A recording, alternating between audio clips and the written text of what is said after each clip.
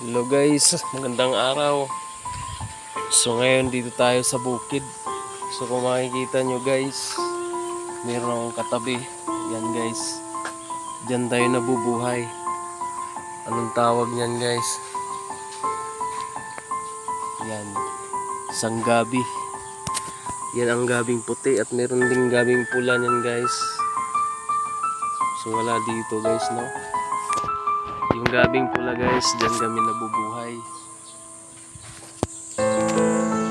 Gabi sa umaga, malangoy sa tanghali, at saging sa gabi.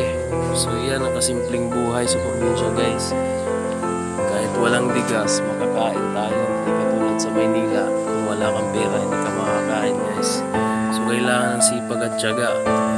So ngayon sa sipag at tiyaga natin guys, di tayo mabubuhay kung wala ang ating pinakamamahal nating nanay, no? So happy Mother's Day sa lahat ng mga responsabling nanay sa mundo. So ang message ko sa inyo,